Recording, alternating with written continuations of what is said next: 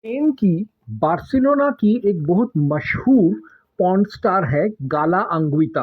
उन्होंने सारे पुराण पढ़े हैं और उनका ये दावा है कि हिंदू धर्म के हिसाब से हमारा पृथ्वी ग्रह जो है वह कभी वराह के दांतों पर, कृष्ण के उंगली पर, कूर्म के पीठ पर, शिव के जटाओं में, हनुमान की भुजाओं में, ऐरावत के सर पर, कभी नंदी के सींग पर और कभी शेषनाग या वासुकी के फण पर टिका हुआ है। यह गाला अंगुइता कहती है कि यह बात अवैज्ञानिक है, काल्पनिक है और चुतियापा है। गाला अंगुइता पॉर्न स्टार थी और अब वह चर्च की प्रीचर बन गई है। तो अब हम शास्त्रों के आधार पर देखेंगे कि क्या शास्त्रों में सचमुच कहा गया है कि पृथ्वी किसी देवता के ऊपर स्थित है, और अगर कहा गया है तो क्यों। ओम हनुमते नमः।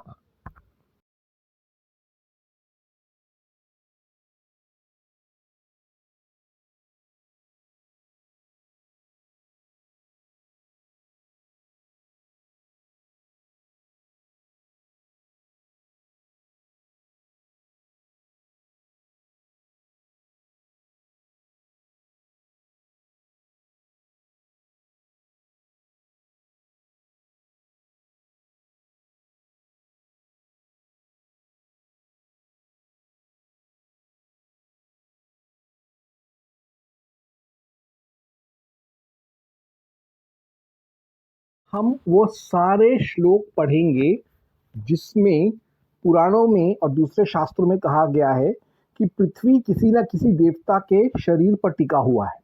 कुछ पुराणों में कहा गया है कि वराह के दांतों पर पृथ्वी टिका हुआ है, कहीं पर वामन के पाँव पर पृथ्वी टिका हुआ है, कहीं कूर्म के पीठ पर पृथ्वी टिका हुआ है, कहीं शेषनाग या वासुकी के फन पर पृथ्वी टिका हुआ है, कहीं शिव के जटाओं में पृथ्वी टिका हुआ है, कहीं कृष्ण के उंगलियों और हाथों पर पृथ्वी टिका हुआ है, कहीं नंदी के सींगों पर टिका हुआ है, तो कहीं हनुमान ने पृथ्वी को उठा रखा है।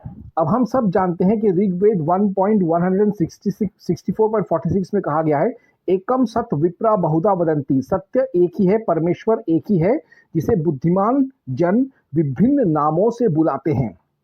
अगर हम इसका अनुवाद अंग्रेजी में करें तो कुछ ऐसा होता है, there is only one truth, truth is one, sages call it by various names. Rigveda 1.164.46, एकम सत विप्रा बहुधा वदंती।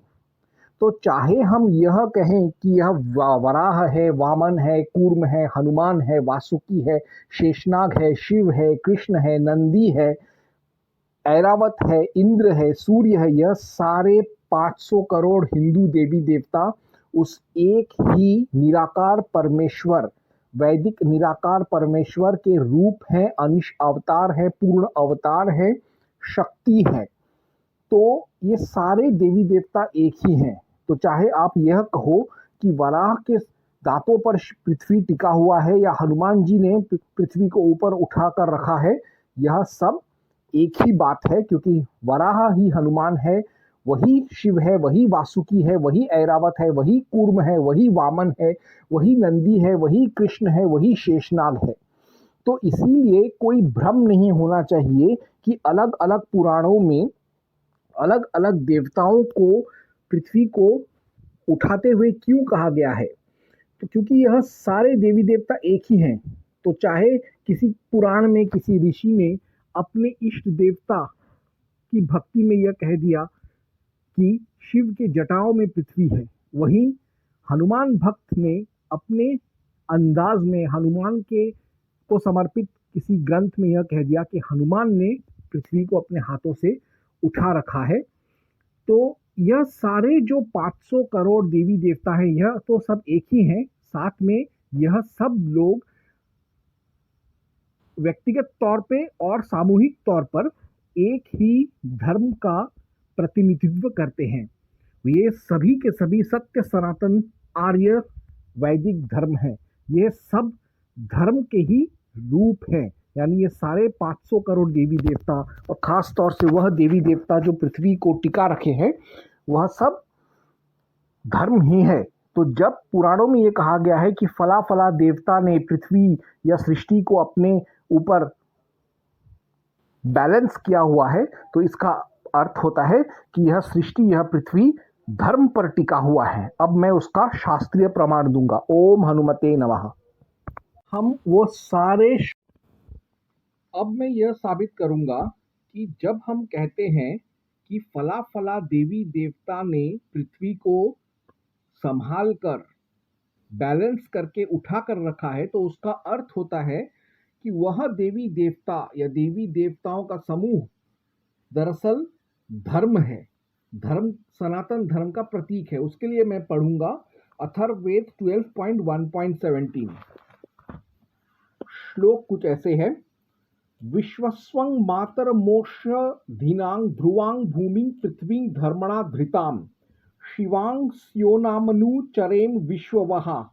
सभी प्रकार की उत्तम वनस्पतियां और औषधियां प्रदान करने वाली, विद्या, शूरता, सत्य, स्नेह, सद्गुण तथा कल्याणकारी सुख साधनों को देने वाली पृथ्वी पर हम सदा विचरण करें।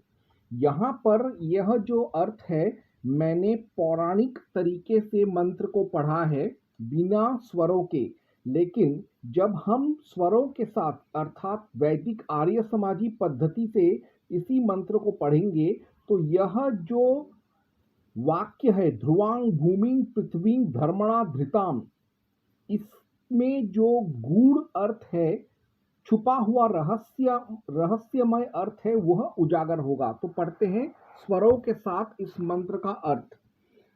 पदार्थ, विश्वस्वम सब उत्पन्न करने वाली, औषधिनाम औषधियों, अन्न सोमलता आदि की, मातरम माता, ध्रुवाम दृढ़, भूमिम आश्रय स्थान, धर्मणा धर्म, धरने योग्य स्वभाव व कर्म से, धृताम धारण की गई, शिवाम कल्याणी, स्योनाम मन भावनी, पृथ्वी अनु पृथ्वी के पीछे, विश्ववहा अनेक प्रकार, चरेम हम चलें। अर्थात यहाँ पर हमको पता चलता है कि पृथ्वी चलती भी है और उसके पीछे हम सब चल रहे हैं। और खैर वो तो अलग बात है। यहाँ पर जो हमको देखने को मिले, ध्रुवा पृथ्वी भूमि धर्मणा धृताम, अर्थात धर्म ने ही पृथ्वी को बैलेंस करके रखा है, धर्म ने ही पृथ्वी को धारण किया हुआ है, उसको सस्टेन कर रहा है, उसको उठा कर रखा है। इसी से प्रमाणित होता है कि जब देवी देवता को कहते हैं कि उन्होंने पृथ्वी को उठा के रखा है, उसका अर्थ होता है कि धर्म की वजह से ही पृथ्वी जिंदा है, पृथ्वी का वजूद है, पृथ्वी को धर्म ने ही उठा कर रखा है। तो मैंने साबित कर दिया कि जब हमारे हिंदू शास्त्रों में लिखा गया कि फला फला देवी देवता ने पृथ्वी को उठाया, तो वह कोई अवैज्ञानिक बात नहीं है। उसका दार्शनिक अर्थ यही होता है कि पृथ्वी को धर्म ने उस देवी देवता के माध्यम से उठाकर रखा है, शाश्वत बनाकर रखा है। ओम हनुमते नमः।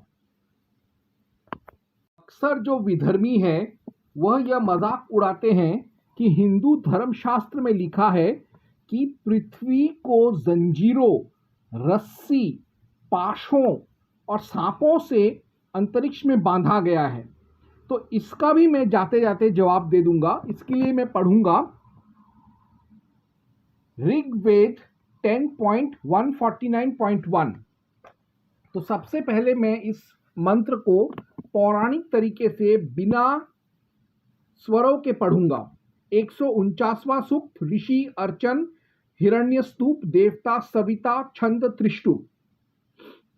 सविता यंत्र पृथ्वी मरमणाद स्कंभने, सविता ध्याम दृंहत, अश्वमीवाधुक्षद धुनि मंतरिक्ष मतुर्ते बद्धं सविता समुद्रम। अर्थात अपने कर्म साधन द्वारा पृथ्वी को स्थिर करने वाले हे सविता, तू सृष्टि का उत्पादक है और बिना आधार स्तंभ के आकाश को तू सुदृढ़ रूप से अंतरिक्ष में स्थापित करता है तथा आधार रहित अंतरिक्ष में स्थित जल राशि के रूप में पाश युक्त अश्व की भांति प्रकंपित शरीर वाले मेघों को बरसाता है। अर्थात यहाँ पर कहा गया है कि सूर्य ने अपने कर्म के द्वारा पृथ्वी को स्थिर किया हुआ है, उसको जकड़ के रखा है, और अन्यथा पृथ्वी का कोई आधार स्तंभ नहीं है। और पृथ्वी को अंतरिक्ष में स्थित करके जल राशि अर्थात हाइड्रोलॉजिकल साइकिल के रूप में पृथ्वी को सूर्य ने बांध के रखा है अपने आकर्षण शक्ति, अपने सौर्य किरणों के द्वारा और अपने सौर्य गुरुत्वाकर्षण के द्वारा। जब हम इस मंत्र को वैदिक या आर्य समाजी जैसे पढ़ते हैं स्वरों के साथ, उस रूप में अध्ययन करेंगे तो अर्थ और भी पारदर्शी हो जाएगा। देखिए, पदार्थ सविता सकल जगत के उत्पादक प्रभु यंत्रैः पृथ्वीं स्व नियंत्रण करने वाले साधनों व बलों से पृथ्वी एवं प्रकृति को आरंभणात् स्थिर करता है। सविता सारे संसार को उपजाने वाला प्रभु ध्यान महान सूर्य को अस्कंभने निरालंब गमन में अद्रिहंत स्थापित करता है एवं परमात्मा धुनीम सबको शुनिम कंपित तथा संचालित करने वाले वायु को अश्वम इव अधुक्षत वेगवानु अश्वतुल्य तीव्रता से हाँकता है और अतुरते अविनाशी आकाश में बंधे अंतरिक्षम मध्य से खोखले समुद्रम विभिन्न रस प्रवाहक मेघ को भी अध्युक्षत विद्युत आदि से प्रकाशित करता है, प्रकंपित करता है। अर्थात परमात्मा ही सारी सृष्टि का उत्पन्न करने वाला है, वही प्रकृति को अपनी शक्ति व साधनों से स्थिर करता है। उसी ने निरालंब गमन में सूर्य को स्थापित किया हुआ है, वही वायु को चलाता है तथा उस पर नियंत्रण रखता है, वही मेघ को भी विद्युत आदि से दीप्त व प्रकंपित करता है। यहां पर इस वाक्य पर जोर देखिए। सविता सकल जगत के उत्पादक प्रभु यंत्र है पृथ्वी, स्व नियंत्रण करने वाले साधनों व बलों से पृथ्वी एवं प्रकृति को आरंभणात् स्थिर करता है। अश्वम इव अध्युक्षत वेगवान अश्वतुल्य तीव्रता से हाँकता है, और यानी सूर्य अपने विद्युतीय, चुंबकीय, गुरुत्वाकर्षणीय और अपने जल राशि शक्ति हाइड्रोलॉजिकल पावर्स की वजह से पृथ्वी और दूसरे ग्रहों को अपने चारों तरफ ऐसे बांधकर ऐसे घुमाता है जैसे एक सारथी प्रशिक्षण देते समय अश्वों को अपने चारों तरफ आगे पीछे दाएं बाएं घुमाता है, लगाम को पकड़कर खींचकर।